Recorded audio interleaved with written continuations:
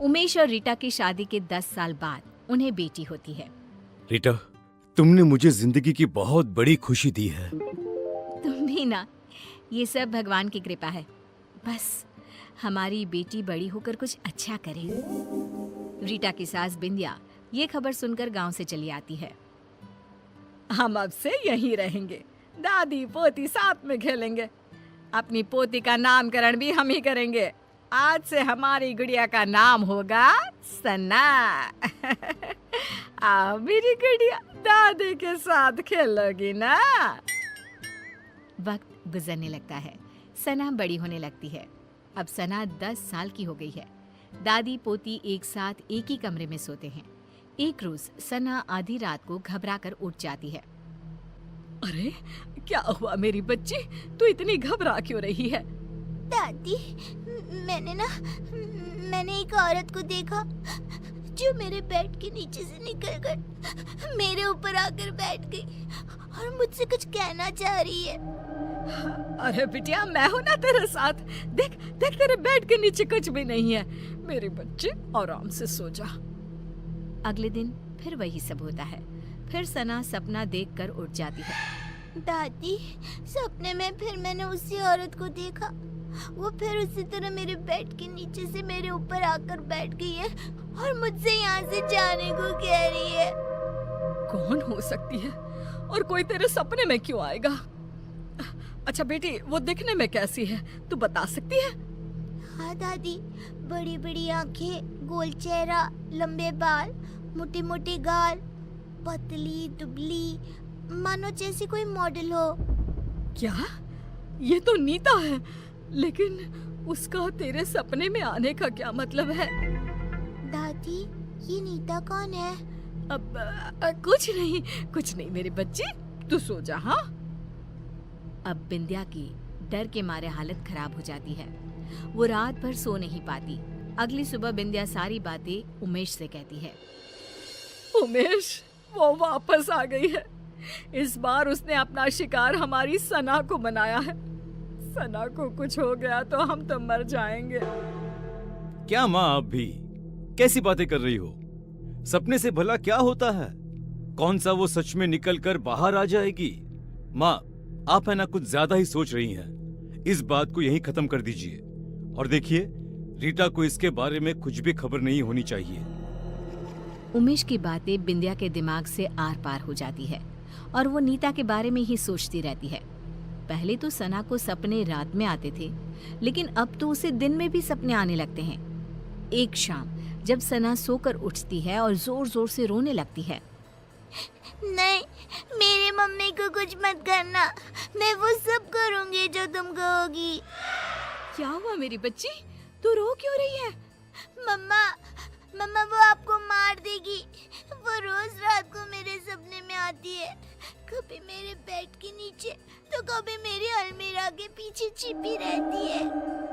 क्या बोल रही है बेटा? मुझे कुछ समझ में नहीं आ रहा। कौन आ जाती है और मुझे क्यों कुछ करेंगे?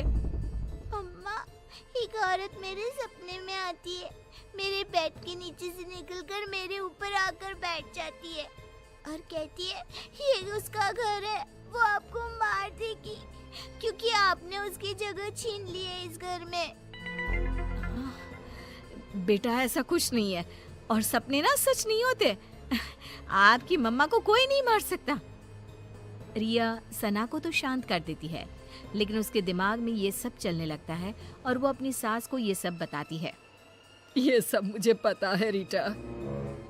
तब तो आपको ये भी पता होगा कि वो औरत कौन है जो सना के सपने में रोज आती है, और आपने मुझसे ये सब क्यों छुपाया?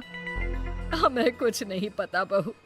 हमें तो लगा कि तुझे चिंता हो जाएगी, इसीलिए हमने तुझे नहीं बताया। सपनों का हकीकत का क्या मेल? नहीं मम्मी जी, इस सपने का कोई ना कोई मतलब जरूर है। अगली सुबह रीटा और बिंदिया किसी पंडित को अपने घर बुलाते हैं और सना को झाड़ा दिलवाती हैं और उसे सारी बात बताती है। उस औरत की आत्मा भटक रही है और कहीं ना कहीं उस औरत का इस घर से कोई ना कोई संबंध जरूर है। सना बिटिया को ही इसका तोड़ निकालना होगा और उससे पूछना होगा वो क्यों आई है और वो क्या चाहती है। रीटा सना को समझाती है कि उसे उस औरत से सब कुछ पूछना होगा। जब सब सो जाते हैं और सना को सपने दिखने शुरू हो जाते हैं, तब वो देखती है कि अलमीरा के पीछे से वही औरत झांक रही है और पंखे के ऊपर आकर बैठ गई है और वो सना को दिख रही है। सना उठकर बैठ जाती है। तभी वो औरत उसका गला दबाने लगती है और कहती है, बोला था ना, निकल जाओ इस घर से, ये घर मेरा है, नहीं गई तो दोनों माँ बेटी मरोगे मेरे हाथ से। कौन हो तुम? मुझसे और मेरी मम्मा से तुम्हारी क्या दुश्मनी है? इतने में ही सना डर से उठ जाती है और रोने लगती है। रीटा और बिंदिया उसके पास बैठी होती हैं। बेटा, तूने उससे पूछा या नहीं? इतने में ही उन लोगों को एक आवाज आती है, पूछा, लेकिन जवाब सुने बिना उठ गई, इसीलिए मुझे यहीं आना पड़ा। जोरों की हवा चलने लगती है, कमरे का सारा सामान गिरने लगता है और एक औरत सबके सामने आकर खड़ी हो जाती है। तुम कौन हो? बिंदिया, तू नहीं जानती मैं कौन हूँ? तू बताएगी इन लोगों को या मैं बताऊं? ये नीता है, एक मॉडल। उमेश और नीता एक दूसरे से प्यार करते थे और शादी करना चाहते थे, लेकिन हमने इन दोनों की शादी नहीं होने दी। हमें नाचने वाली बहू नहीं चाहिए थी, इसीलिए हमने उमेश से भी झूठ कह दिया कि नीता उसे धोखा देकर किसी और के साथ भाग गई है और उमेश की शादी तुमसे करवा दी। ये सब के पीछे तुम थी ना माँ? आपको पता था ना माँ कि मैं नीता के बिना नहीं रह सकता। ऐसा क्यों किया माँ तुमने? क्यों? मुझे लगा उमेश ने मुझे धोखा दिया है, इसलिए मैंने अपनी जान दे दी और अब उसकी बेटी के सपने में आकर रीटा और सना को इस घर से निकलवाना चाहती थी, ताकि उमेश को ये एहसास हो सके कि किसी अपने का दूर जाना कैसा होता है।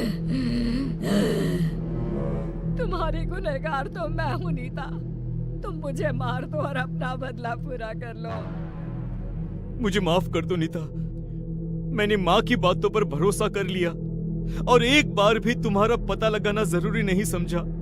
मुझे माफ कर दो। नहीं, अब मुझे किसी से कोई शिकवा नहीं है। जिससे मैंने प्यार किया वो आज भी मेरा है। ये जानकर ही मुझे शांति मिल गई। बिंदिया का मन ग्लानि से भर जाता है और वो खुद की जान ले लेती है। ये क्या कर दिया माँ तुमने? क्या कर दिया?